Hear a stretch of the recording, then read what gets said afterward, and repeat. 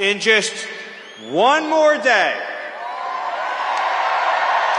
just one more day, it's goodbye Joe Biden, goodbye Kamala Harris, goodbye Democrats, and hello to the golden age of America, and welcome back Donald J. Trump. It's been 4 long years. It's felt like 400 years. 4 years of weakness. 4 years of humiliation and embarrassment. 4 years of persecution. 4 years of inflation, poverty, incompetence. 4 years of betrayal. 4 years of wide open, undefended, unprotected open borders. But tomorrow, at 12 p.m., that's all going to end.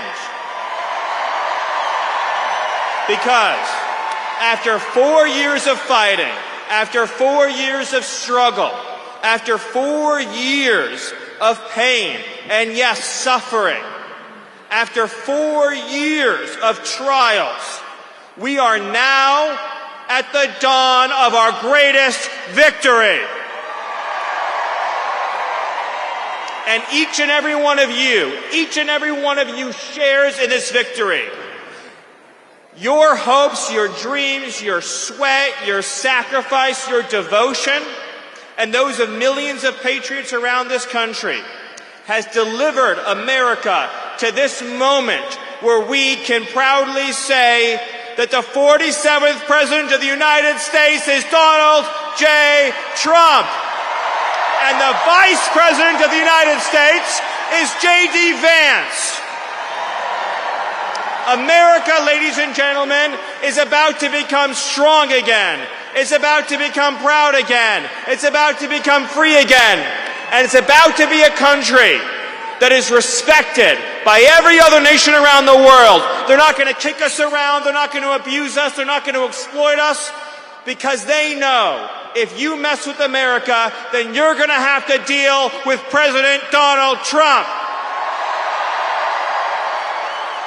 And Donald Trump will never apologize for this country. Donald Trump will never, ever, ever allow other countries to dictate to us, to tell us how to run our economy, to tell us how to police our borders. Because Donald Trump believes in 2 simple but powerful words, and those words are America first. Let me remind you of all that transpired to arrive us at this moment. The Democrat Party and the radical left did everything in their power to try to put President Trump in jail. They lied about him, they framed him, they smeared him, they defamed him, they indicted him, they tried to imprison him and to take away his freedom, to take away his family, to take away his business, to take away your voice, your future, to take away your hopes, your dreams, your government, your country. And Donald Trump nearly lost his life on a stage in Butler, Pennsylvania, and then again a few short weeks later. And no matter what they threw at him, no matter the danger, no matter the horrors, no matter the abuse, no matter the corruption, the persecution, no matter how much the broken system tried to stop that man, he would not be stopped. Because he has always been fighting for you. He has always been fighting for all of us. And what is that going to look like come Monday afternoon? It's going to mean an executive order ending the border invasion, sending the illegals home, and taking America back. It's going to mean the eradication of the criminal cartels and the foreign gangs who are preying on our people. And it's going to mean justice for every American citizen who has lost a loved one to an illegal alien. It's going to mean justice for Laken Riley. It's going to mean justice for Jocelyn Nungary. It's going to mean justice for every precious soul stolen from us by Joe Biden's open border. Accountability is coming. Justice is coming. The whole federal bureaucracy is about to learn that they don't work for themselves, they work for you, they work for President Trump, and they work for the American people. We are about to get our country back and our democracy back. And we are about to have a government at every level that is fighting for you, your family, and your future, lowering the cost of living, lowering the cost of health care, defeating inflation, getting criminal thugs off our streets and behind bars so that our kids can live in safety. We're not going to walk over piles of needles to take our kids to the park. And we're not going to let the radical left indoctrinate our children into believing there's 435 genders. Because President Trump knows there are men and there are women. And it is not up to you whether you're a man or a woman. That's a decision that's made by God, and it can't be changed.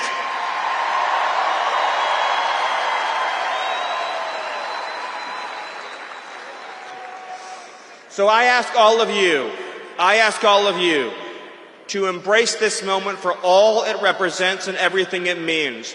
It's about the triumph of the everyday citizen over a corrupt and broken system. Over the last not just 4 but 8 years, the MAGA movement has been fighting against every single force that has been decaying, destroying, and decimating our society. It's been fighting the corrupt special interests, the corrupt foreign governments, the weaponized bureaucracy at the FBI and the DOJ and the intelligence community, and it's been fighting a political class that cares only for itself. And they were so sure they were going to beat us. They were so sure they were going to stop Donald Trump. They were so sure that they were going to crush this movement out of existence. And yet, here we stand today, and MAGA is stronger, more powerful, more united, and more determined than ever before. And Donald J. Trump is about to save this country. And we are about to live in a land where once again, the dreams of America's sons, the dreams of America's daughters, the dreams of America's moms and dads are the dreams that will power and propel this country, this government, and this future. So I want each and every one of you, and I want your families, and I want your children to take this opportunity to feel the pride and the joy and the exuberance in knowing that the American people won. We still control this country. We still control this future. We still control this government. And we are about to inaugurate as the 47th president our champion, Donald J. Trump. Thank you. God bless you, and God bless America.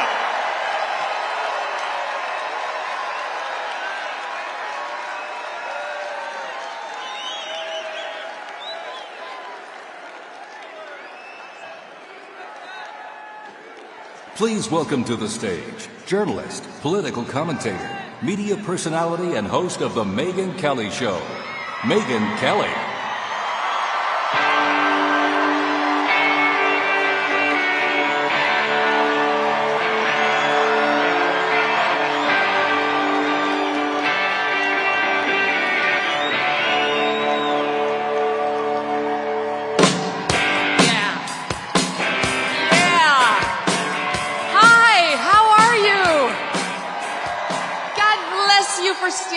There in that weather and all these hours to get in here today.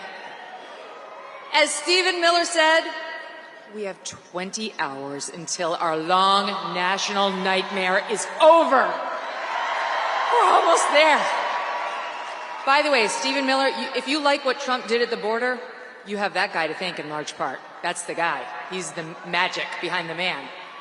And he's back, thank God. Him and Tom Homan together.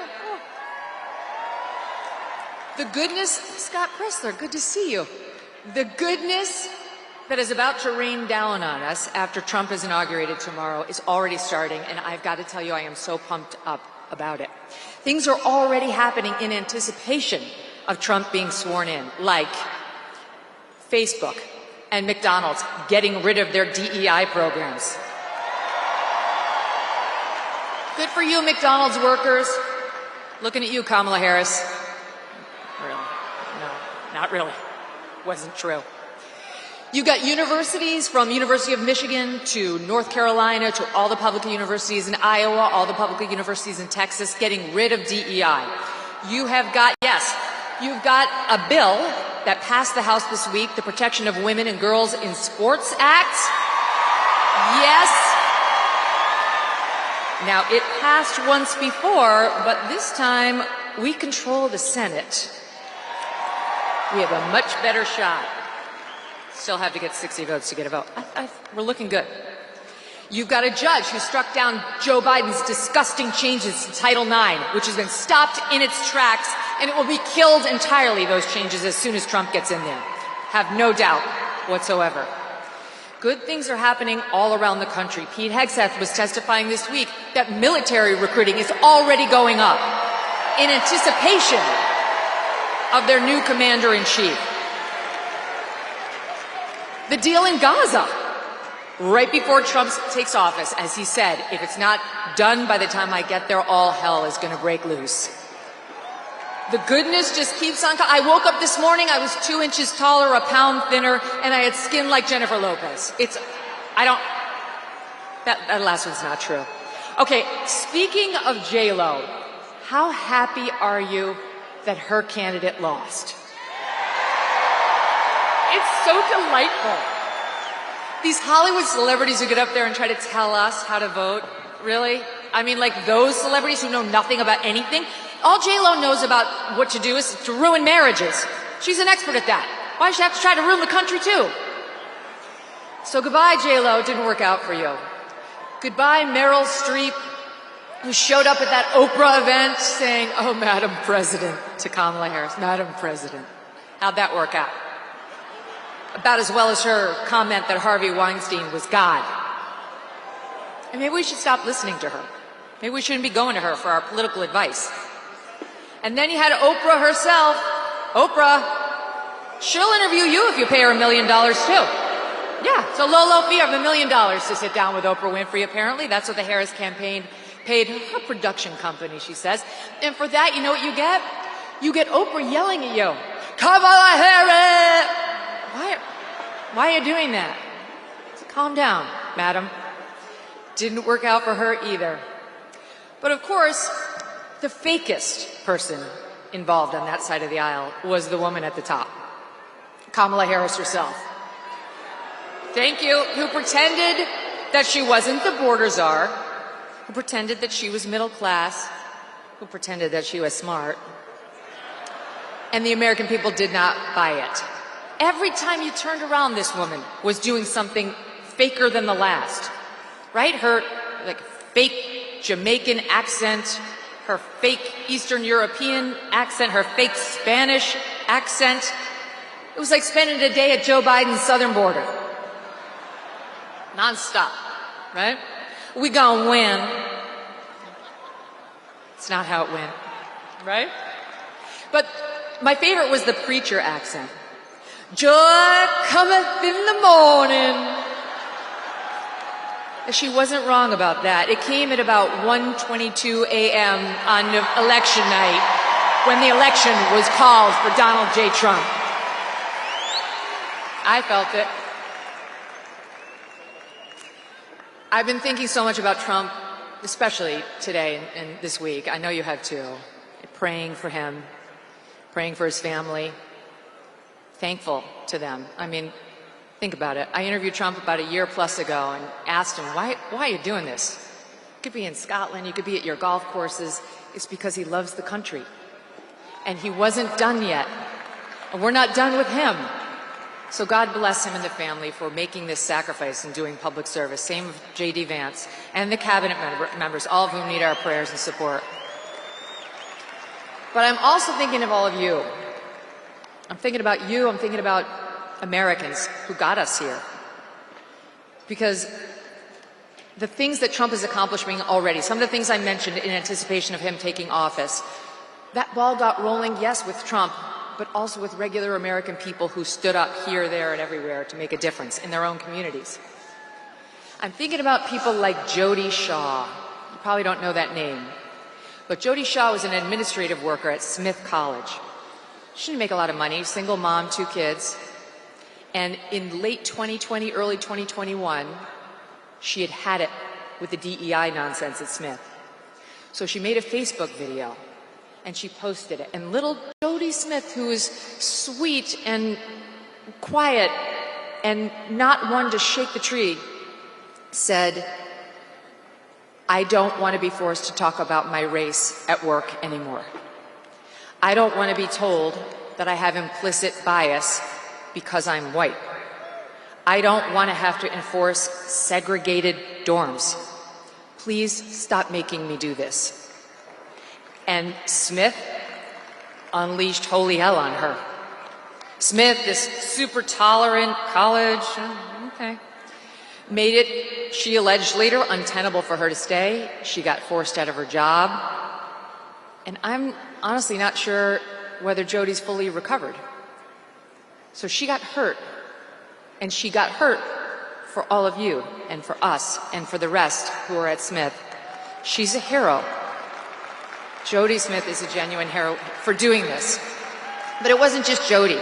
I mean, I'm thinking about people like Andrew Gutman, who had a daughter at a posh school on the Upper East Side of Manhattan and pulled her, but he didn't go quietly. He wrote a scathing letter, ripping them to shreds for what they're doing to us with this race essentialism nonsense.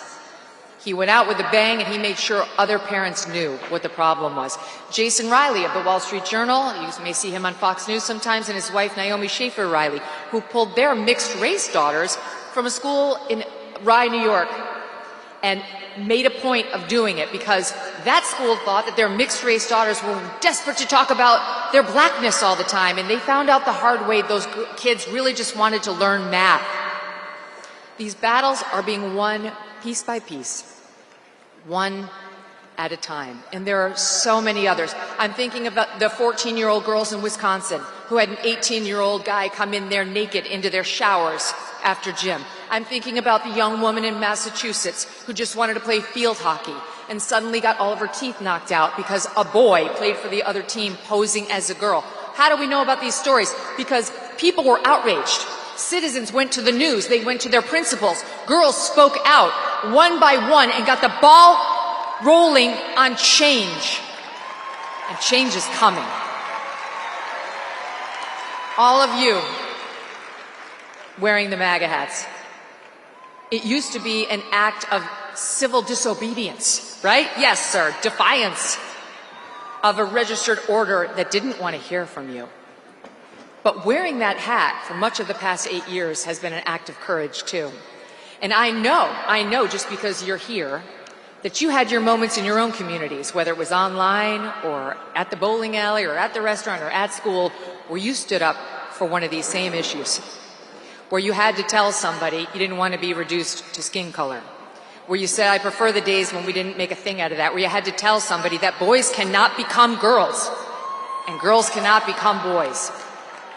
Those battles, one after the other, have been fought, and this anti-DEI momentum has been built brick by brick, thanks to all of you. And you who listened to Donald Trump, who, when a reporter asked him at a presidential debate in 2015 about some of the language he used, responded by saying, "What I say is what I say. And if you don't like it, too bad." That was more than just a quick comeback. That was a reminder of what America is. In America, we have the right of free speech. We have the right to offend, to provoke, to annoy, and to stand up for what we believe in, even if you find it controversial. We have the right not to use the words you try to force on us, like your preferred pronouns or words like anti-racist or chest feeding. We are reminded of that daily by President Trump, who would never bow to the woke mob. Just ask Brett Kavanaugh, who will be swearing in J.D. Vance tomorrow as he, Kavanaugh, sits in his robes as an Associate Justice of the U.S. Supreme Court. So I thank all of you for being part of the Trump movement and for bringing these changes upon us and for bringing Donald Trump back into the office. And a reminder before I go, stay strong. We haven't won the war. We're winning. We've won a bunch of battles, but he's going to need all of you every step of the way. We're going to have to be patient. We're going to have to steel our spines. Do not bend. Never bow. What I say is what I say. God bless you. God bless President Trump. God bless the United States of America. Please welcome to the stage, founder of the Witkoff Group and the next special envoy to the Middle East, Steve Witkoff.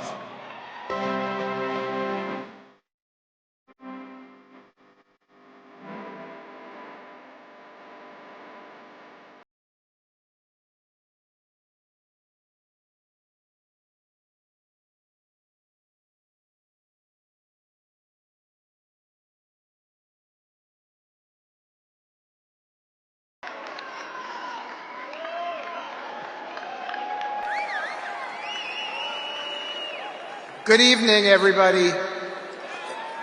Just a few things I want to say before I get to speak about my dear friend, the 47th President of the United States, Donald J. Trump. I just received on my phone pictures of the first 3 hostages who were released.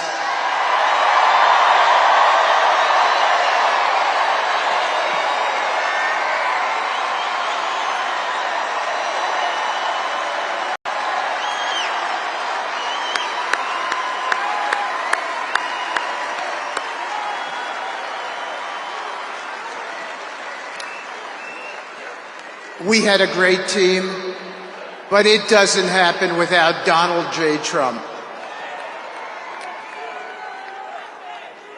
The President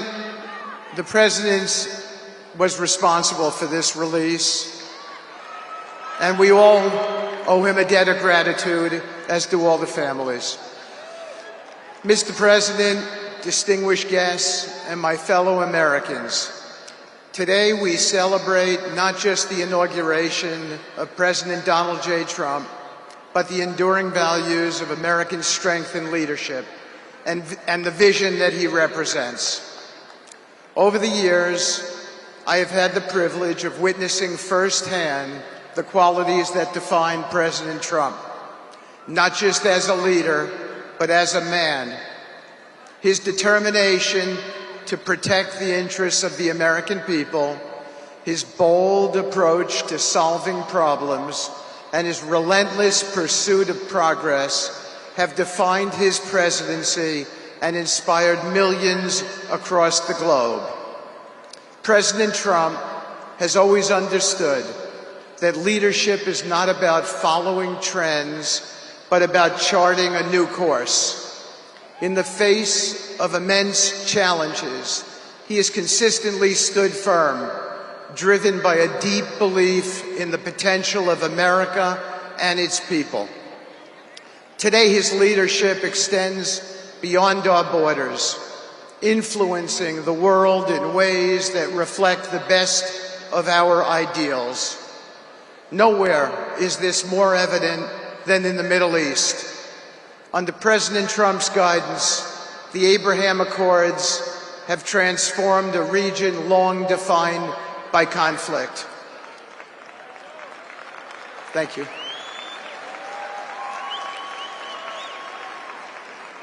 These historic agreements have brought together nations that once stood divided, fostering cooperation, trade, and understanding.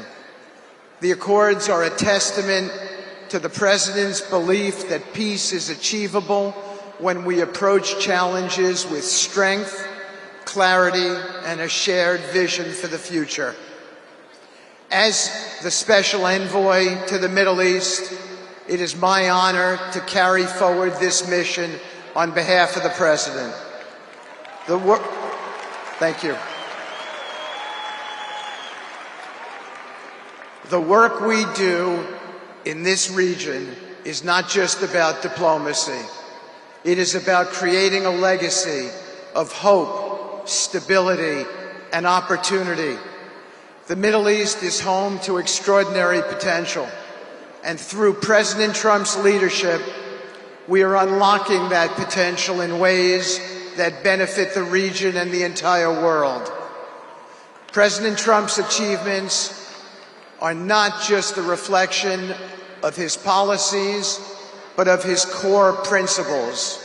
He has always stood for religious freedom, human dignity, and the belief that every individual deserves the chance to succeed. His efforts have strengthened alliances, encouraged economic growth, and ensured that America remains a trusted partner on the global stage. Mr. President, your vision for the Middle East is a reminder that true leadership is about results.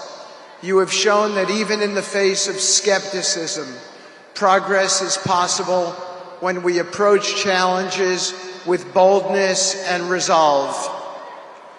The Abraham Accords are not just agreements. They are a blueprint for a future where peace is not the exception, but is the expectation. As we look ahead, the challenges remain significant, but so do the opportunities. Under your leadership, Mr. President, we will continue to expand the circle of peace, strengthen partnerships, and promote prosperity across the world. This is a cause worthy of our efforts, and I am deeply honored to play a role in advancing your vision.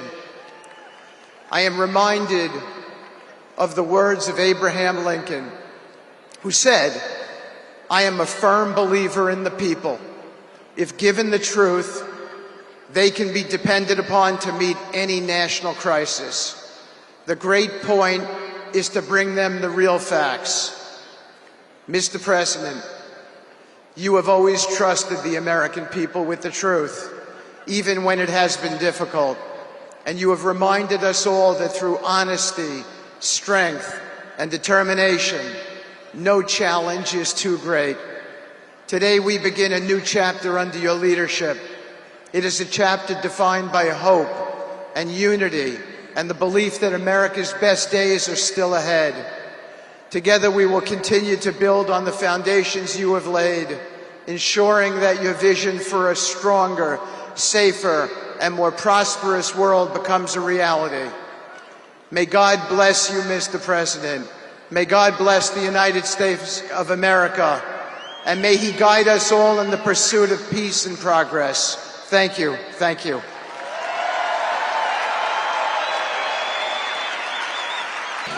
Ladies and gentlemen, good afternoon. I am honored to be here to celebrate President Trump's historic victory. He didn't just win this election, he won it in dominant fashion. With record numbers of Americans from all walks of life. Not only did he win the Electoral College by 86 points, but President Trump was the first Republican candidate in 20 years to win the popular vote. He also made major gains among traditionally Democrat voters by increasing his support with Latin, Asian American, Black, and young voters. So what does that tell us? Democracy is alive and well in this country. And the people have spoke loud and clear. America wants President Trump back in the White House. Think about this. Winning this election after everything that's happened over the last few years is an amazing achievement and an incredible comeback story. Think of all the things President Trump had to go through to get back here. All the powerful forces that tried to take him down. The mainstream media, partisan prosecutors, assassins. It's absolutely insane what this man has been through. And only President Trump could have fought through all those obstacles, all the attacks, and still come out the winner. But you know what? That's just what he is. This guy is a winner. And I say this all the time. He is the toughest, most resilient person that I've ever met, and nothing was going to stop him from fighting so hard for the country he loves. He embodies what being an American is all about. We are the toughest, most resilient people on earth. And nothing can stop us when we unite. To all those Americans who didn't vote for President Trump, and all they know about him is what they hear from the mainstream media, I just want to let you know, he has been an incredibly loyal friend to me for over 2 decades. And not once has he ever asked me for anything in return.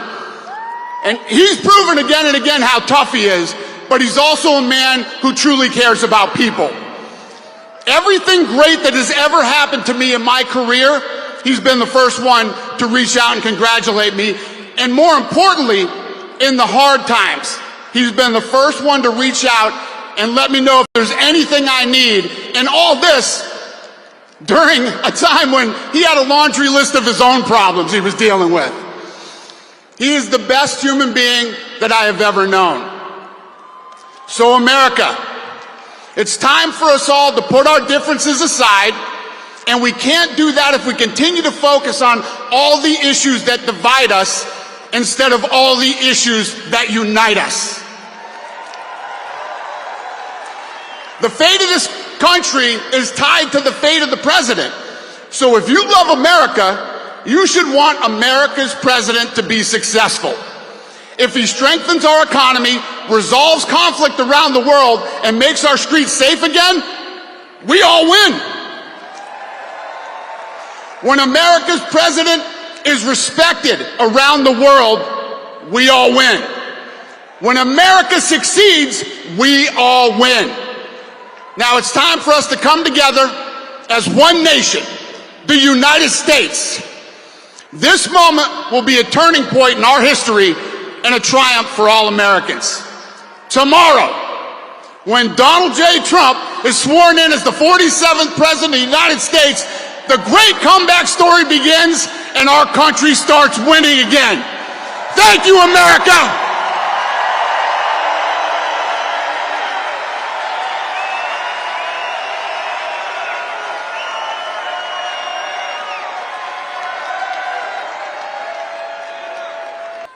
We love you too.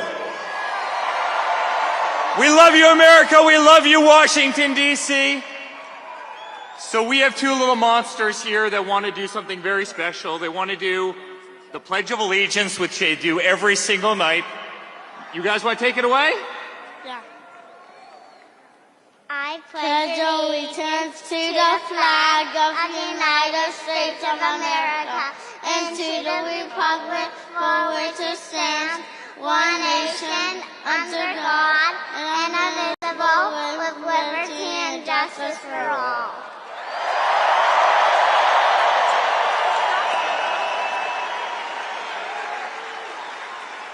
That's real America, ladies and gentlemen. That's America. That's what we love about this country. And guys, we as a family love you so much. This is the greatest political movement ever created. And you know what, guys? They tried to stop him. They tried to indict him. They tried to take him down. They raided his home. They went after his children. They tried to bankrupt him. They tried to imprison him. They did everything they could to stop this movement, and they failed. And here we are in Washington, D.C. on this beautiful day, and Donald J. Trump is about to take back the White House.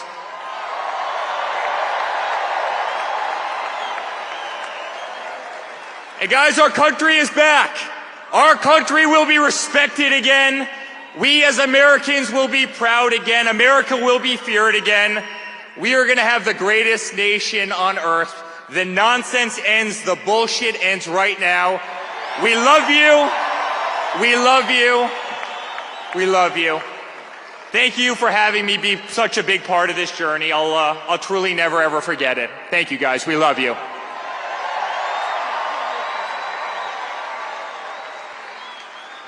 Ladies and gentlemen, less than 24 hours from now, we will call Donald Trump President of the United States of America. It's not just what we worked for over the past year or even over the past 4 years.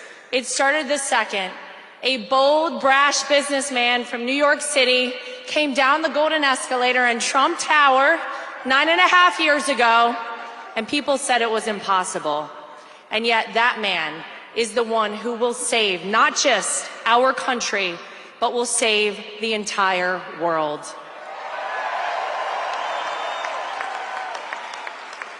And so I just want to quickly say thank you. Thank you guys for continuing, despite all you heard out there, to believe in Donald Trump, to stand by our family throughout this fight.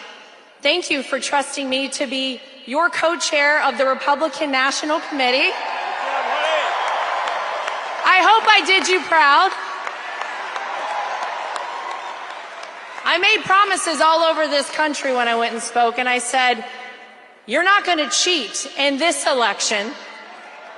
And they got upset when I said something around the lines of, if you are a person who wants to cheat in our election, we will find you, we will track you down, and we will prosecute you to the full extent of the law.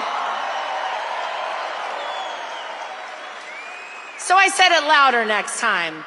And this was a free, fair, and transparent election. And if there's one thing I am proud of, it's that we restored the American people's faith in our electoral system this election in 2024. We didn't do it alone. I see someone directly in front of me, Scott Pressler, who helped on that front as well.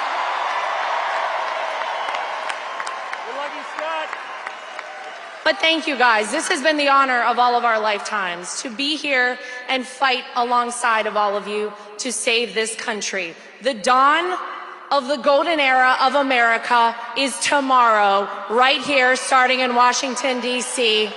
God bless you guys. We love you. And we are almost there, folks. Thank you, guys. Hello, America! I have to ask, has anyone ever been this excited for Monday morning to roll around? It's like Christmas, Easter, Hanukkah, Kwanzaa, my birthday, all wrapped up into one special day where we can take back our country once and for all. But guys, we could not have done this without all of you. Those who stood steadfast and loyal, who wanted to fight for that next generation, to fight for the incredible aspects of this country that have been squandered, that have been crapped on, that have gone by the wayside. No more. That ends tomorrow at noon. Now, perhaps unfortunately, it took the last 4 years of hell that they put my father through, that they put our family through, that they put all of you through, for us to fully understand just how fragile everything we believe in is. But I truly believe the opportunity we have now to start anew, not to keep the old administration from 16 to 20, the bad actors and the can kickers and those who are just trying to wait it out till we get back to normal. But now, with the knowledge of that 4 years, in conjunction with the knowledge of the last 4 years, we can truly make a difference forever. When you look at this cabinet, when you look at the fighters, you see people who truly all believe in the America First movement, and that's what this is about. Putting America first, putting our families first, putting the Constitution first, and putting our children first. So with that, I have to introduce a young lady, my oldest daughter, Kai, Pretty good, Kai. I don't know. With that kind of applause in the Trump family, it creates some problems. But she was with me.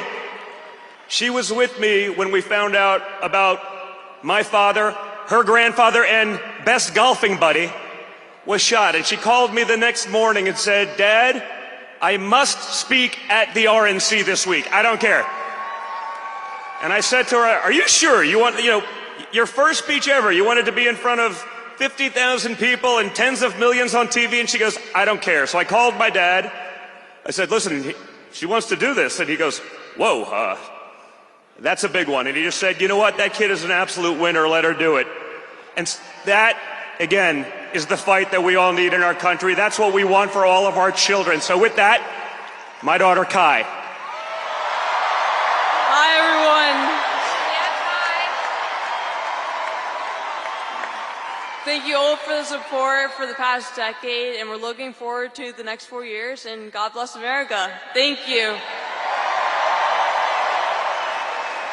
Thank you, guys. You are the best. No one will fight harder than my father for all of you. There is no more resilient man in the world than Donald Trump. Every time they tried to take him out, every time they said he was finished and we're moving on, he came back bigger, better, stronger than ever before. And this next 4 years, with this incredible team that we've assembled, is going to be the pièce de résistance. This is going to be it. We're going to win for all of you. So thank you, and God bless. Ladies and gentlemen, the 47th President of the United States, Donald J. Trump.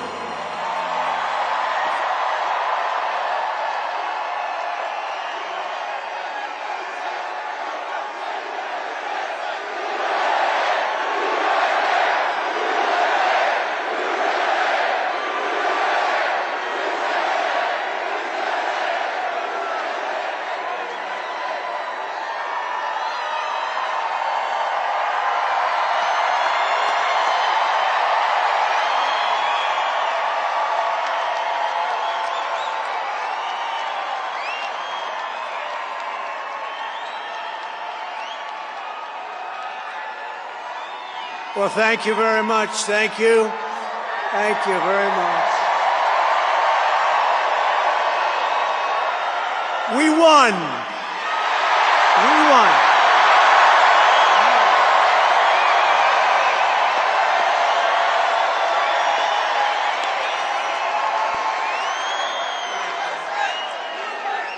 Thank you very much, everybody. What a good feeling. We like winning, don't we, huh? We're going to make our country greater than ever before. Hello, Washington, and hello, America. We're all over America. I'm thrilled to be back with so many friends, supporters, and true American patriots on the eve of taking back our country. That's what we're going to do, take back our country. Tomorrow at noon, the curtain closes on 4 long years of American decline, and we begin a brand new day of American strength and prosperity, dignity and pride. Bringing it all back. Once and for all, we're going to end the reign of a failed and corrupt political establishment in Washington, a failed administration. We're not going to take it anymore.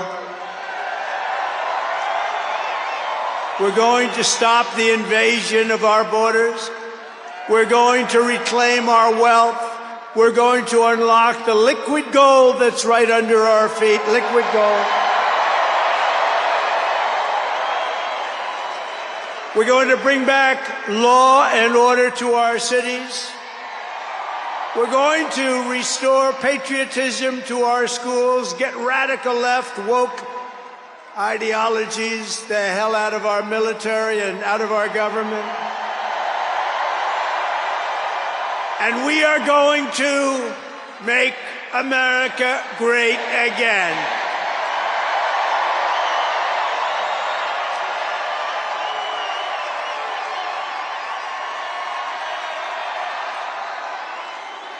I want to thank the tens of thousands of incredible men and women who have come from all over the nation to take part in this very special moment. And I just heard in watching some of the coverage that there are rallies like this taking place all over the country. People are happy. People are happy. It's been a long time. None of this would have been possible without you and the millions of hardworking citizens who have joined our cause. You know, right over there, just noticed a group of beautiful ladies, beautiful women from North Carolina, right here too. I don't know how the hell they've been to 167 rallies. You believe it? You think their husbands are happy about that? I don't know. But they look beautiful. They're incredible people, and they love our country. Thank you very much. Then up here I see we have front row Joes all over the place. Uncle Sam, Mr. Wall. Oh boy. But we've been through so much together, and for the next 4 years I will fight for you every single day. We're going to be fighting for you. This is the greatest political movement in American history. And 75 days ago, we achieved the most epic political victory our country has ever seen. That's what they say. We won the popular vote for the first time of any Republican in many, many years. We swept all 7 swing states by big numbers. We won Pennsylvania, we won Georgia, we won North Carolina, we won Michigan, we won Wisconsin, we won Arizona, we won Nevada. We won them all by historic margins, and we won the great state of Florida by 13 points. Nobody's done that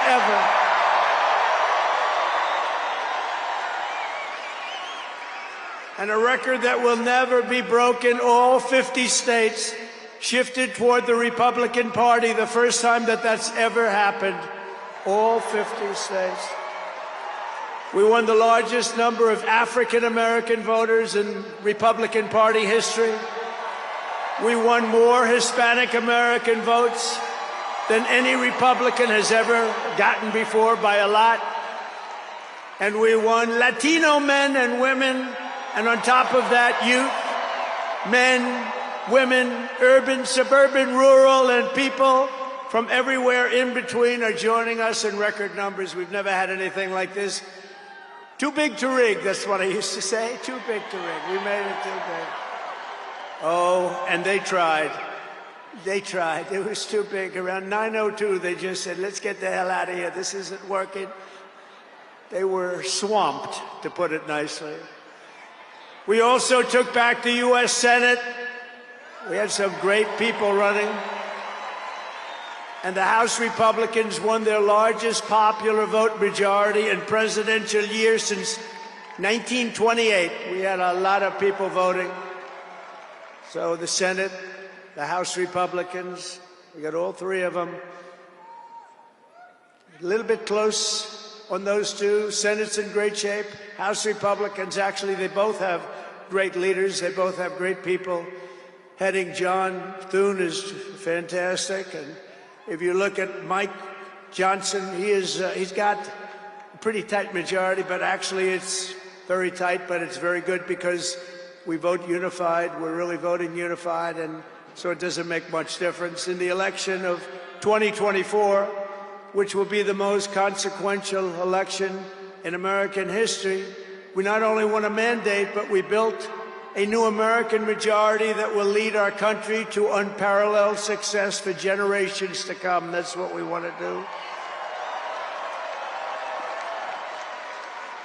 And someday, in 30 years from now, 40 years from now, 50 years from now, some of these young people are going to say, I remember Donald Trump, he did a good job. He set us on his way.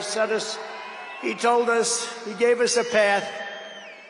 Our new administration will inherit disasters at home and abroad, an economy plagued by inflation and high interest rates, a catastrophic border crisis. Nobody can believe they let people in.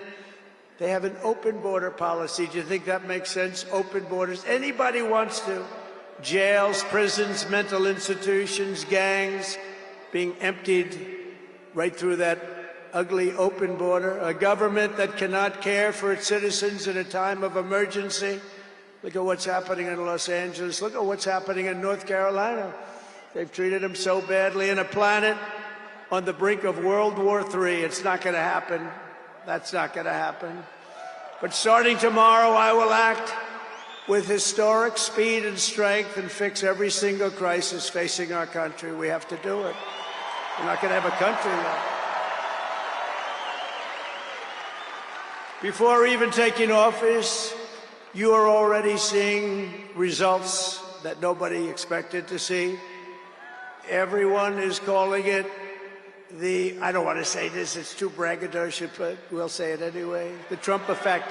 It's you're the effect.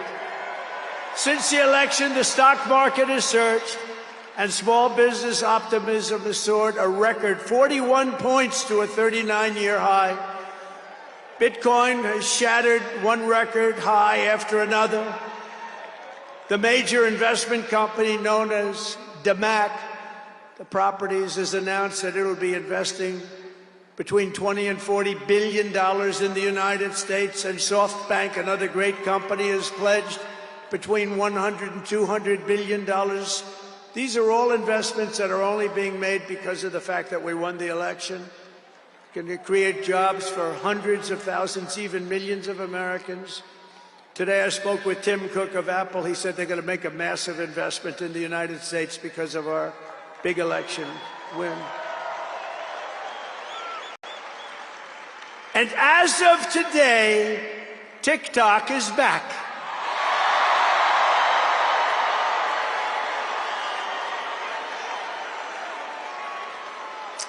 So, you know, I did a little TikTok thing. We have a guy, TikTok Jack. He's a young kid, like 21 years old. And we hired this guy, and I went on TikTok. Can you believe what I'll do to win an election? And we went on TikTok, and Republicans have never won the young vote, the youth vote. They win a lot of votes, but they never won the youth vote. We won the youth vote by 36 points. So I like TikTok. I like it. I like it. I had a slightly good experience, wouldn't you say? Romney lost it by 40 points. Not so long ago, we won it by 36 points. That's a very big spread.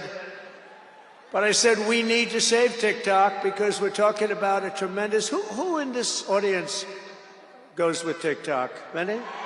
Yeah, very popular. And frankly, we have no choice. We have to save it. A lot of jobs. We don't want to give our business to China. We don't want to give our business to other people. And I said, you know, TikTok without my approval, meaning the president's approval, because Congress gave the president the right to make a deal, do whatever he wants. And they did that a long time ago when they had a different president. They didn't know that I was going to be the president, I guess. So I said, very simply, a joint venture. So if TikTok is worth nothing, zero, without an approval, you know, if you don't approve, they're out of business, they're worth nothing. If you do approve, they're worth like $1 trillion. They're worth some crazy number. So I said, I'll approve, but let the United States of America own 50% of TikTok. I'm approving on behalf of the United States. So they'll have a partner, the United States, and they'll have a lot of bidders, and the United States will do what we call a joint venture.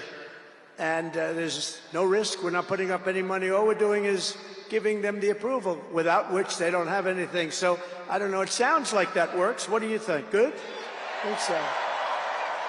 So whether you like TikTok or not, we're going to make a lot of money. Perhaps most beautiful of all, this week we achieved an epic ceasefire agreement as a first step toward lasting peace in the Middle East. And this agreement could only have happened as a result of our historic victory in November. That was some victory. Was that the greatest? I don't even know which was greater, 2016 or this one. I think this one. Look, Honest Abe Lincoln. We have Honest Abe. We have Uncle Sam. You know, Uncle Sam shook my hand about 2 months ago. He's got the strongest grip I've ever. You are a strong man. I said, what the hell was that? But I'm glad to report that the first hostages have just been released.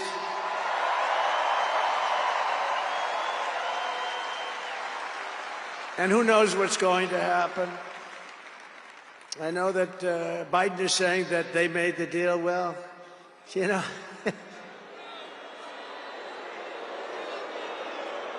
I mean, that deal should have been, first of all, it would have never happened if I were president. Would have never happened. There was not even a thought of it. Iran was broke. They had no money for Hezbollah. They had no money for Hamas. They had no money. They were broke, totally broke, and they would have never done anything. But they did it, you know. I like to think back to the past. I said, if only the election weren't rigged, all the things that would have happened, that would have been so good. But it was. We're not going to let that happen again. I want to thank my friend Steve Witkoff, who I think is here. I know he made a beautiful speech. I heard he made a great speech. But he's an amazing guy. I said, I got to get myself a negotiator. We have to get a good negotiator. A lot of guys are knowledgeable, but they can't negotiate. They don't have the personality or whatever. And Steve does, and Steve's a great negotiator, very successful guy. But he's our new special envoy to the Middle East for helping reach this great breakthrough, and really couldn't have been done without Steve. Where is Steve Witkoff? Is he around here someplace? Because he was so great. There he is. Hello, Steve. Thank you, Steve. Thank you, Steve. What a job. Our incoming administration has achieved all of this in the Middle East in less than 3 months without being president. We've achieved more without being president than they've achieved in 4 years with being president. But just imagine all of the good things that we will accomplish together with 4 more years in the White House, and we're going to do a lot of things. You're going to see something tomorrow. You're going to see executive orders that are going to make you extremely happy. Lots of them. Lots of them. We have to set our country on the proper course. By the time the sun sets tomorrow evening, the invasion of our borders will have come to a halt, and all the illegal border trespassers will in some form or another be on their way back home. Think of it. We've allowed millions and millions of people into our country through open borders, no checks, no vetting, no anything. Millions and millions of people. And lots of those people are murderers. 52% of them killed more than one person. Other than that, they're quite fine. They're nice people. These are rough people. Remember, I used to say these people are rough. And they would say, no, no, these are illegal immigrants. They're very safe. I said, they're not safe.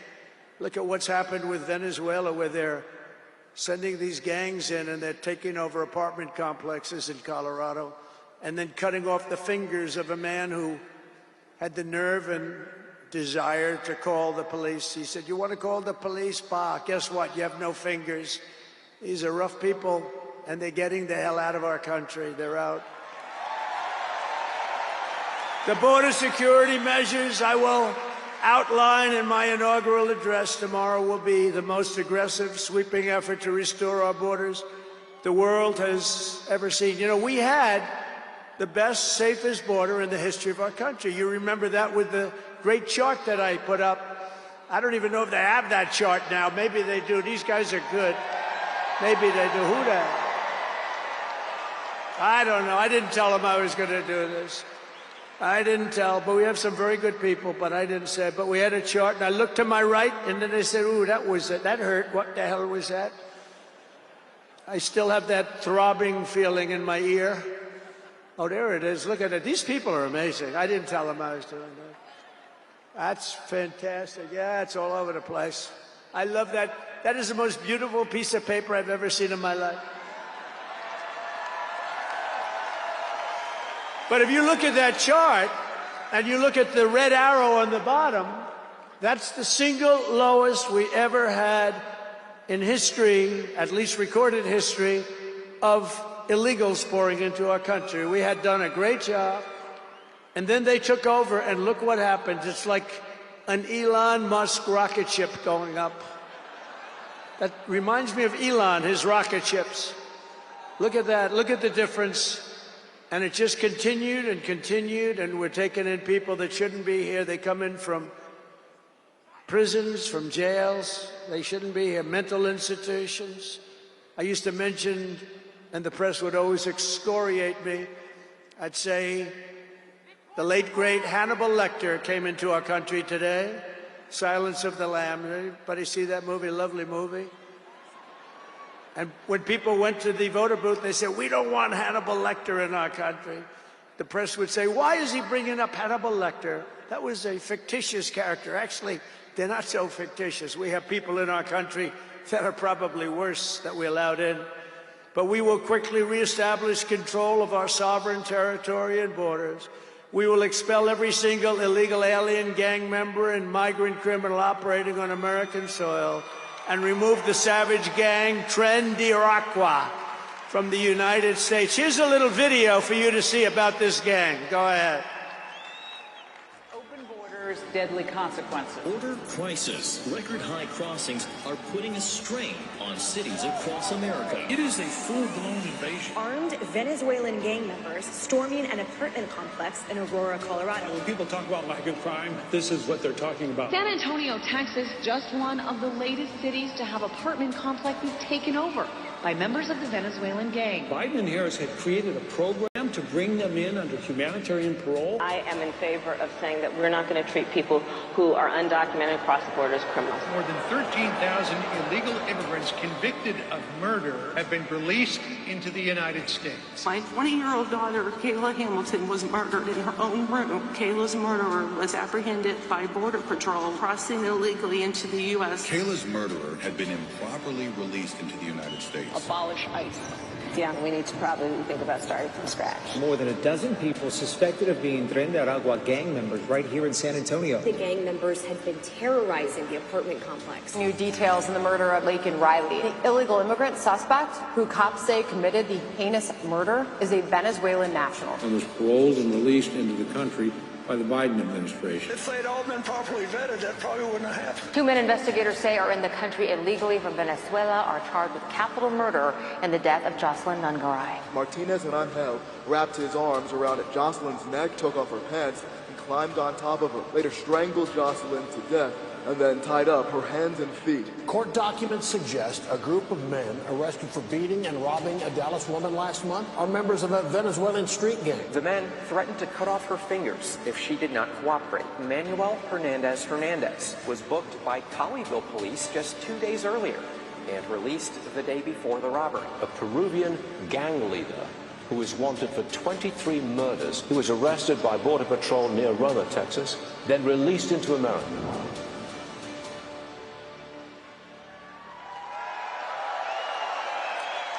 That's what we allowed in, and they're nice people compared to some of them. They're nicer than others. These are really vicious people, gang members, and many, many people from prisons. And crime all over the world is down. You know why? Because they got their criminals into the United States of America. You look at Venezuela, they've emptied their prisons into our country. Many other places the same. I would have done the same if I headed up any of the countries. I know most of those guys are smart. They're leaders. They are smart, streetwise people. As soon as I heard they were going to have open borders, I said, if you do that, every prison all over the world is going to be emptied out into our country. They come in from the Congo. The Congo's big on emptying their prisons. The only thing good about it is they make our criminals look like really nice people. These people are vicious people all over the world, not just South America, all over the world they come. From mental institutions and from jails and prisons. With our actions tomorrow, my administration will deliver justice for every family whose loved one has been stolen from them by migrant crime, including Laken Riley, Rachel Morin, Jocelyn Nungaray, Kayla Hamilton, and every other precious American soul that we have lost to these animals. Their memories will live in the hearts forever, in our hearts forever, and we will never, ever forget them. And their contribution, I told their mothers who were devastated, their parents, their fathers, they're devastated. They'll never be the same. They'll never be the same. But I said, your daughter has made a major contribution. Your son has made a major contribution. There are hundreds and even thousands of victims of this horrible atrocity. And you add those numbers to the numbers of crime that we're already going through the roof, and it's something that you wouldn't even believe. Do you remember I did the debate, and I had David Muir from ABC saying, no, crime has gone down. I said, no, it's gone through the roof. Crime has gone through the roof, David. No, crime has gone down. I said, it's gone through the roof. And then he goes, I disagree with that. The next day they announced that crime was up like 40%. This guy is, the whole thing is it's so bad. You can't even imagine how anybody could be for these things of, think of it, open borders, prisons and mental institutions, men playing in women's sports, transgender for everyone. Transgender.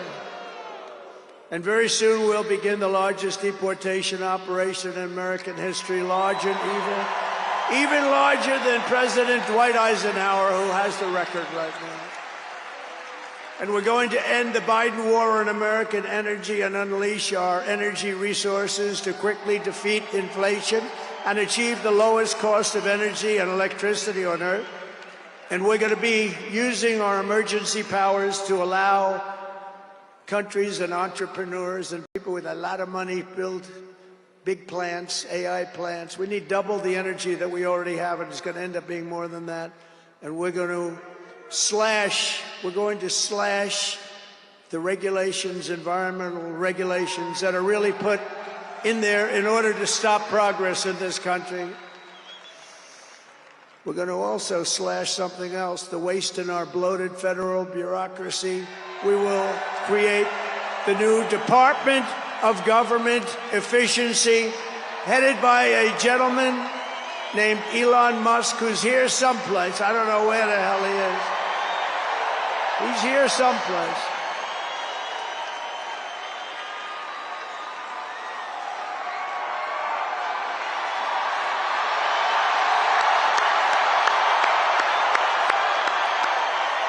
Come here, Elon. Did you see his rocket yesterday? It was captured. And X is with him. X. Come on, Elon, say a couple of words. Okay. Thank you, Mr. President. Sorry, little X just followed me on the stage here.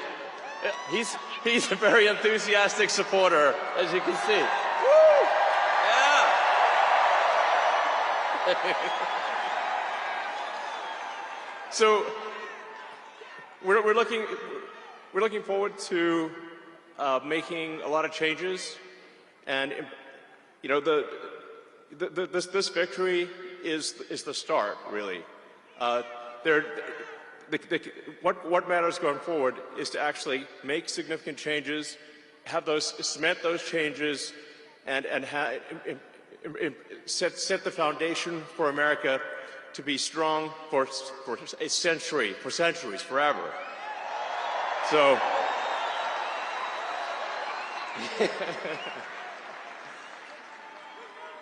and make America great again. Yeah. So, yeah. So anyway, we're gonna do great things here. Thank you.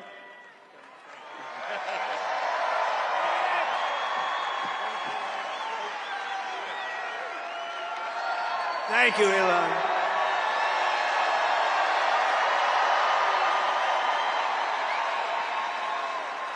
I always say we have to be protective of our geniuses because we don't have too many, but that one is a good one. Now, I watched his rocket come down about 3 months ago, and I thought it was crashing. I was talking to somebody on the phone. By the way, same thing happened yesterday. It came down, and it was captured so beautifully. It came down, it's tumbling, it's a mess, it's going down. I say, oh, look at that thing, that's a disaster.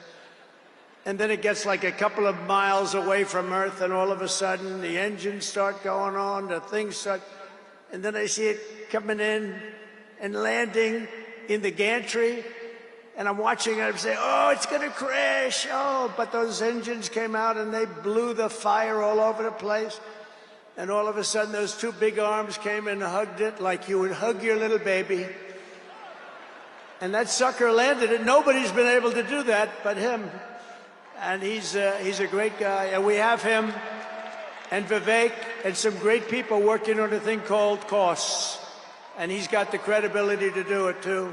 We're going to do things that are really amazing. But he went out to Pennsylvania after that. He landed that rocket nobody had ever seen. By the way, China can't do it, Russia can't do it, or come close. It'll be 10 years before they can do it. And the U.S. can't do it except for him. And it's pretty amazing. But he did that, and then he journeyed to Pennsylvania, where he spent like a month and a half campaigning for me in Pennsylvania. And he's a popular guy, and he was very effective. And he knows those computers better than anybody, all those computers, those vote-counting computers.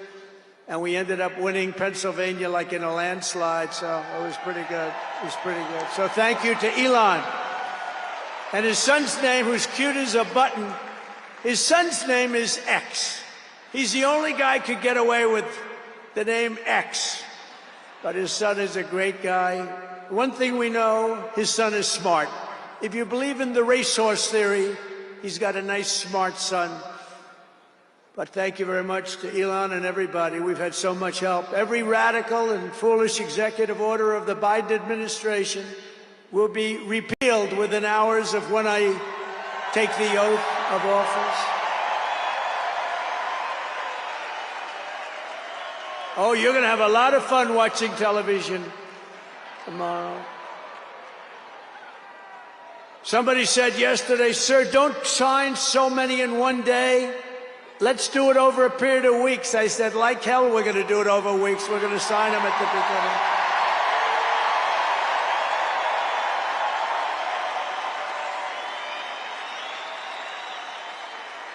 You know that old story. Let's do it later, then it never gets done. No, we're doing them tomorrow. And we'll have plenty to sign in the future. Don't worry about it. It's not going to stop. But we're going to stop the destructive and divisive diversity, equity, and inclusion mandates all across the government and private sector and return our country to the merit system. You know, the Supreme Court ruled that the United States is allowed to go by the merit system, which is what made us great in the first place. That was a big ruling that a lot of people don't even know about, but it was a big, tremendous ruling. And you're focusing on character, competence, and qualifications in all hiring decisions. Now you're allowed to go by competence and ability and genius. You don't have to hire somebody to send up one of his rocket ships that doesn't know anything about what's happening. As a first step toward restoring transparency and accountability to government, we will also reverse the overclassification of government documents, and in the coming days, we are going to make public remaining records relating to the assassinations of President John F. Kennedy, his brother Robert Kennedy, as well as Dr. Martin Luther King Jr., and other topics of great public interest. It's all going to be released, Uncle Sam.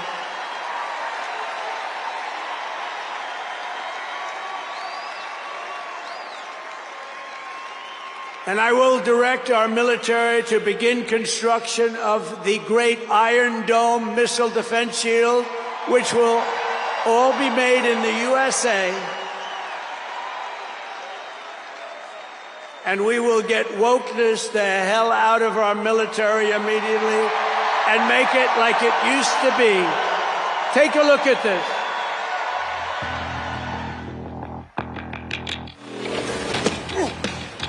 You little scumbag! I got your name! I got your ass! You will not laugh! You will not cry! You will learn by the numbers! Happy Pride. Happy Pride Month, and actually, let's declare it a summer of pride. So you're a killer? Sir, yes, sir! Let me see your war face! Sir, you got a war face?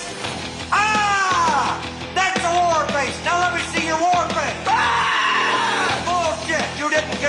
face. Let me see your real war face. I hear it and I know, I know you wanna take. You will be a weapon. You will be a minister of death, praying for war. But until that day, you are puce. You are the lowest form of life on earth. You are not even human fucking beings. You are nothing but unorganized, grabastic pieces of amphibian shit. How to abracadabra, these bitches know I got answers the way I... It looks to me like the best part of you ran down to cracking your mama's ass and ended up as a brown stain on the mattress.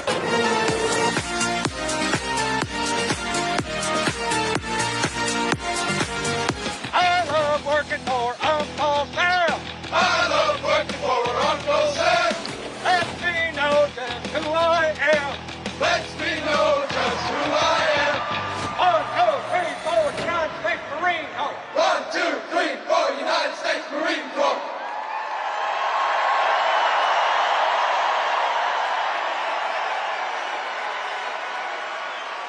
Thank you. So we won 2 world wars with that. And that's the way it's going to be. The American people have given us their trust, and in return, we're going to give them the best first day, the biggest first week, and the most extraordinary first 100 days of any presidency in American history. To implement this historic agenda, I've assembled an all-star cabinet of patriots and visionaries and reformers who will fight for America, and together we will win, win, win for America. To restore the spirit of American armed forces, I have appointed Pete Hegseth as our next Secretary of Defense. Where's Pete? Where's Pete? Pete's here someplace. Where is he? Good job, Pete. They like you, Pete. Thanks, Pete. They like him. To bring back integrity to our intelligence community, Tulsi Gabbard will be our next Director of National Intelligence.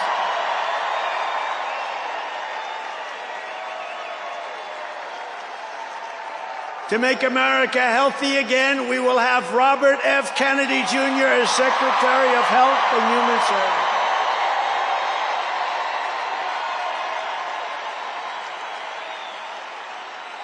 To end the weaponization of our government and restore the impartial rule of law. Oh, this is so important. She's so incredible. Pam Bondi will be an outstanding Attorney General. She's going to do an incredible job.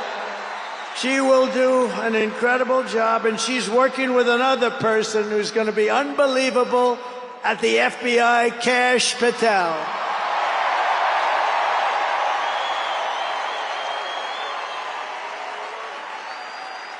And tomorrow, everybody in this very large arena will be very happy with my decision on the J6 hostages. Very happy. I think you'll be very, very happy. I would say about 99.9% in this beautiful arena. And by the way, I want to thank the owners of this arena. They are great. They're up here someplace in one of those beautiful boxes. And their team is doing very well, and Ovechkin is a great player, right? But I want to thank Ted and all of the owners for allowing this to take place. It was really great. And thank you. It's a hell of an operation. Great place. Fantastic arena. Thank you, Ted. Thank you, everybody. At Homeland Security, we will have a tough leader in Kristi Noem, and we will have an outstanding Secretary of Transportation in Sean Duffy, Congressman Sean Duffy. Great people. And we're going to win so much that Governor Burgum of the Interior, you know Governor Burgum, one of the best governors in the country, is in charge of Department of the Interior, and the hottest man anywhere in the world for energy, When I announced him, people couldn't believe it. You didn't hear of him, but if you're in the energy business, he's considered the absolute best. Mr. Chris Wright of the Energy Department. He's going to head up the Energy Department. He's the hottest guy there is. Anybody in the energy business, they said, I can't believe you got Chris Wright. And a man named Marco Rubio is going to be our great future Secretary of State. And Howard Lutnick, a tremendous success on Wall Street, is going to be our Secretary of Commerce. They have to go through these drills, but they're going to. And I want to thank the Republican senators. They've been doing great. And John Thune has been doing a great job in moving the process along quickly. We're going to have a lot of them hopefully approved very quickly. And a very special woman, Linda McMahon, is going to be our future Secretary of Education, which we're going to be giving back to the states. Let the state run education.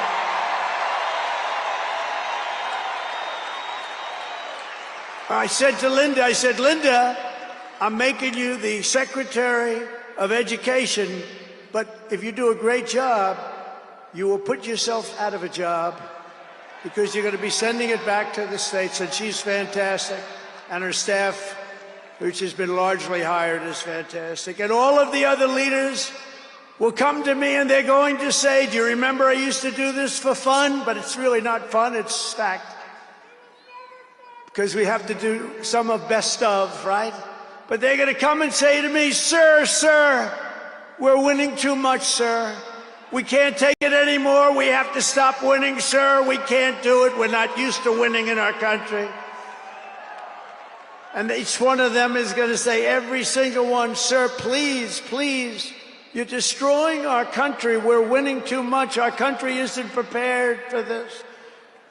They're not used to winning, sir. And I'll say, no, Linda and everybody, we're not going to stop winning. The people of our country want us to keep on winning, and we're going to go win like never, ever before. And that's what we're going to do. We're going to be doing it, Uncle Sam. Uncle Sam is having a heart attack down here. Look at him. Uncle Sam is going wild. And they think I pay for these people. I have no idea who he is. All I know is he does. And there's Abe Lincoln. Thank you, honest Abe. I have no idea. I swear, I have no idea who the hell he is. But he looks like Abe. He's probably a little bit shorter, in all fairness. Abe was 6'6". He's a little bit shorter. He's about a foot shorter. Other than that, he's perfect. Thank you, Abe. In addition to the most talented cabinet ever assembled, and we think we're hearing things like that, we will be supported in our mission by countless wonderful American patriots. First, let me thank my incredible family, and I want to thank in particular somebody that headed up the Republican Party, along with Mike, the two of them, Lara Trump, who you saw before, who produced those two beautiful children. Lara Trump is unbelievable. She was the chairman of the Republican Party, and nobody ever said, oh, gee, it's a family member. They actually said, how the hell did you get her to do it? And she did a phenomenal job. We had a minimum of cheating. We watched them like a hawk. Where is Laura? Where the hell is she? Because she did some job. See, she wants to be nice and quiet. She's here someplace. Thank you, Laura. Thank you very much, hon. She's phenomenal. The job she did, and her son, who was up. Didn't they do a beautiful job? The son and the daughter. How many young kids know that one? They don't know that one. But her husband is somebody I'm very proud of. He's doing a great job. He's been subpoenaed more than any human being in history, I believe.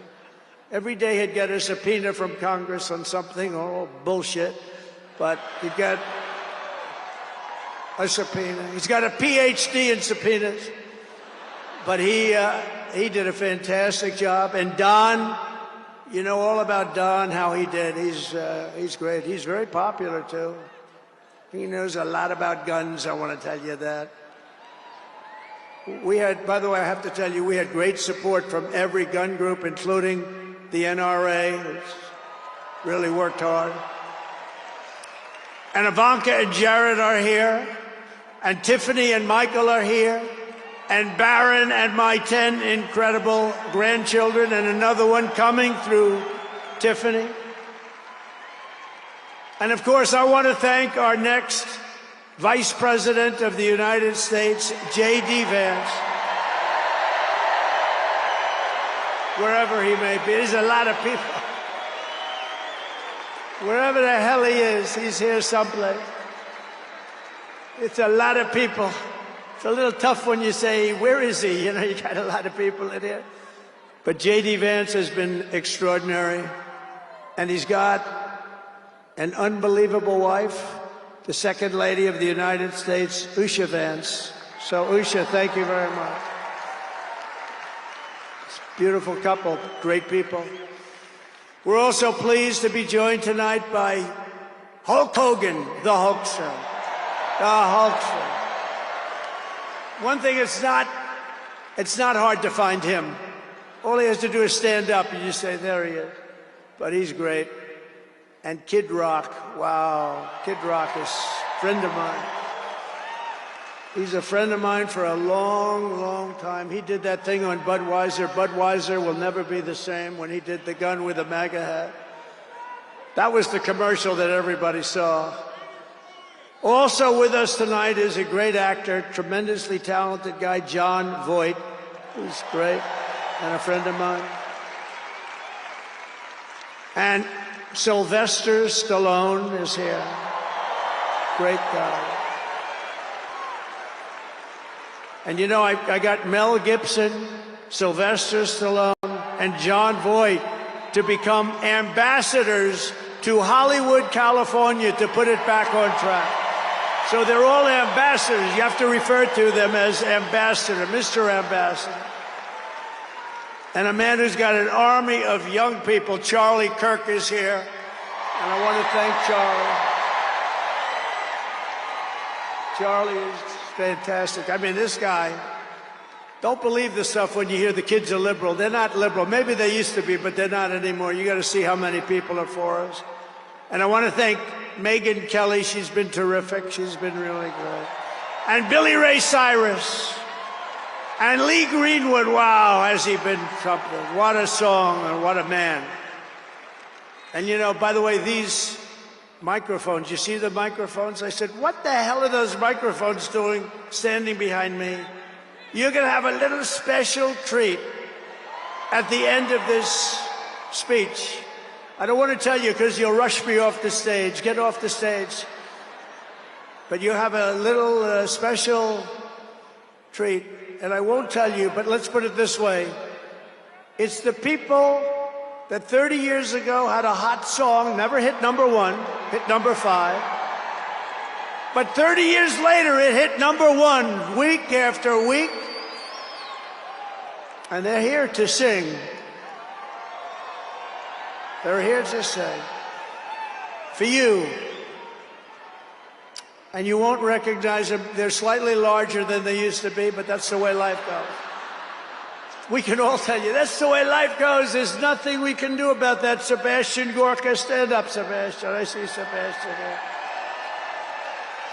There's a patriot. He's been with me through thick and thin, right, Sebastian? Now he's with the administration. Thank you. Great guy. And again, I want to thank Elon for what he did in Pennsylvania. He worked so hard. He worked so hard in Pennsylvania. A great guy and a man who is a champion. A man who took something from nothing. Everybody said this is something will never work. It's too violent. But he understood people. He said they like violence, unfortunately, right? But a man who understood fighting better than any man ever. There's never been anything like this. What Dana White did with the UFC and building it into a monster sport franchise. So I want to thank Dana White of USC for being here. And Dana, you've done a job like nobody could have done. Thank you. A great guy and a friend of mine. A great friend of mine. He's a tough cookie. You want him on your side at all times. Every one of those people you want on your side. And we have dozens of other celebrities and everything, but we're going to get back to what we're doing. But I do want to say, in the audience, we have many governors, many senators, many members of Congress, and other distinguished guests, far too many to name, unless you'd like me to name them. No? You want me to name governors, senators, and congresspeople? No.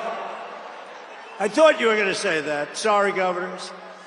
No, but we appreciate all of the love that we've gotten from them. I'll tell you, our House and our Senate Republicans have been unbelievable, and the governors are unbelievable, the job they're doing. Of the crime-ridden cities, the top 25, every single one of them is run by a Democrat. Does that tell you something? We don't have problems in the Republican cities. Tonight, I also want to send our love to everyone affected by the terrible wildfires raging in California. We're praying for you all. We love you all. We're going to be there very soon. I'm going to go out there on Friday to see it and to get it moving back. We're going to get some of the best builders in the world, and we'll get it moving back. And I also want to pay my respects to the great people of North Carolina. You know, I won it every single time, and they've been treated very badly. FEMA almost didn't know it existed, and we're going to get North Carolina rocking and rolling, okay? We're going to get them rocking and rolling.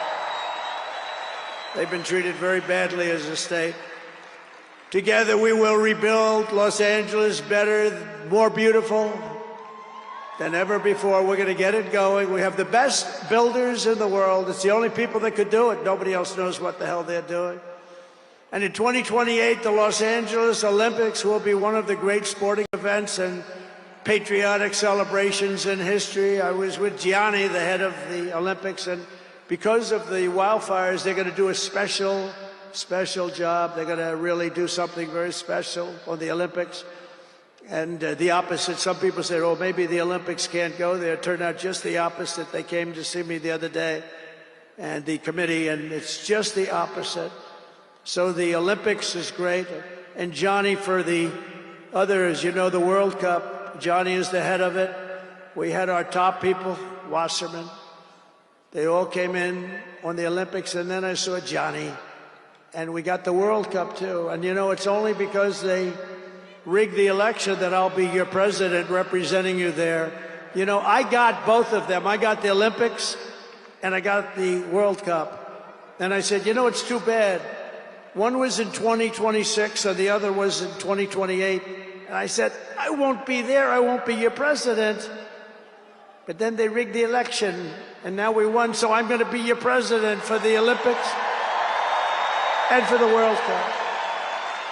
So, Johnny, thank you for the World Cup, and everybody, thank you for the Olympics. We're going to have a great time. We have another thing happening, 250 years, a celebration like no other, 250 years, and that's going to be taking place next year. So we have a lot of big events coming, and everything we do everything. We take it very, very seriously. But what do we do more than anything else? We put America first.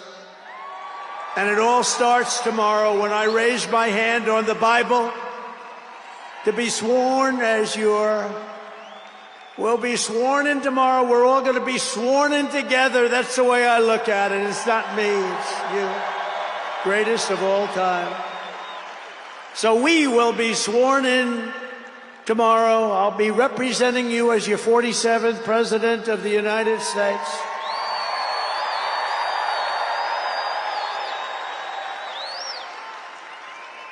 And just in conclusion, together we're going to cut your taxes, end inflation, slash your prices, getting them back down, raise your wages, and bring thousands of factories back to the USA, right where they belong, and that'll be done through tariffs and smart policy. We will build American, we will buy American, and we will hire American.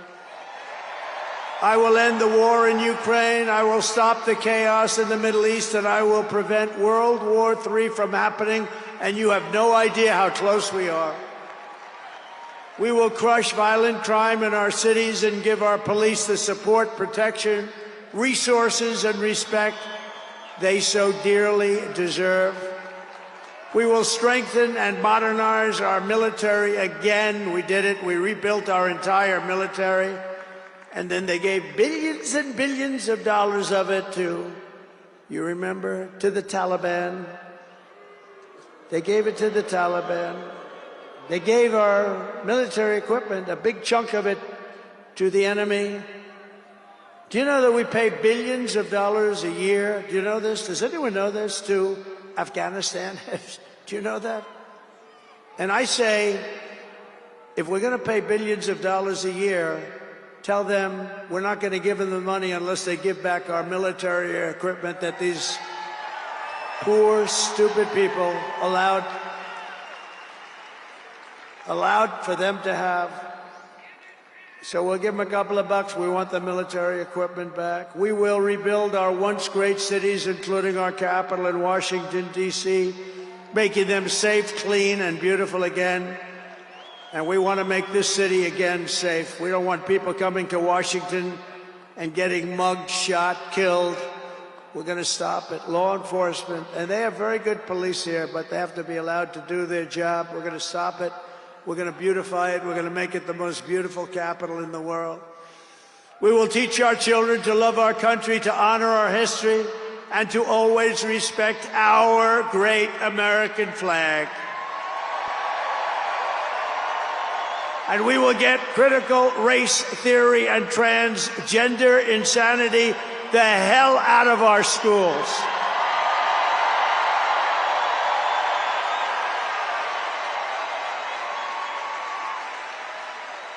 And always remember, this is so easy, this will be done tomorrow. We will keep men out of women's sports. It's over. I will defend religious liberty. I will restore free speech.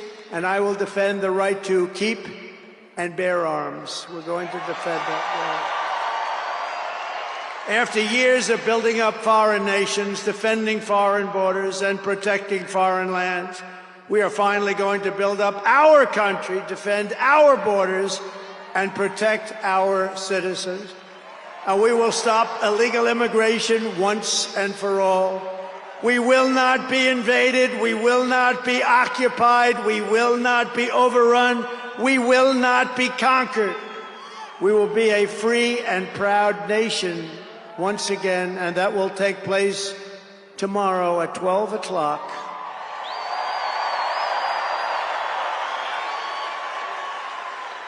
Everyone in our country will prosper. Every family will thrive.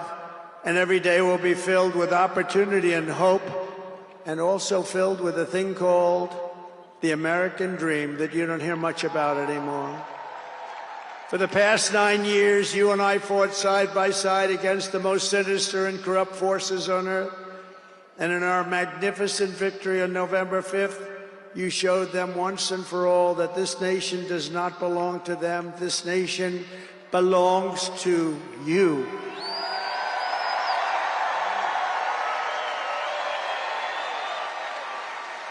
From New York to Los Angeles, from Philadelphia to Phoenix, from Chicago to Miami, and from Houston to right here in Washington, D.C.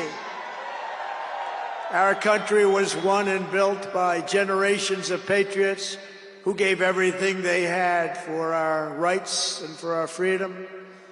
They were farmers and soldiers, cowboys and factory workers, steel workers, coal miners, police officers, and pioneers who pushed onward, marched forward, and let no obstacle stand in their path. Nothing could get in their way. Together they laid down the railroads, raised up the skyscrapers, built the great highways, won 2 world wars, defeated fascism and communism, and launched American astronauts to the moon. It was hard-working patriots like you who built this country, and 75 days ago on November 5th, it was hard-working patriots like you who saved our country. You saved our country. Now, after all we have been through together, we stand on the verge of the 4 greatest years in American history. With your help, we will restore America's promise and we will rebuild the nation that we all love so much.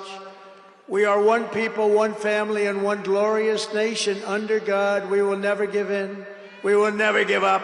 We will never back down, and we will never, ever, ever, ever surrender. We will fight, fight, fight, and we will win, win, win. And together, we will make America powerful again. We will make America wealthy again. We will make America healthy again. We will make America strong again. We will make America proud again. We will make America safe again. And we will make America great again. Thank you very much. Thank you very much. What a great victory for everybody. Thank you, America. Thank you very much.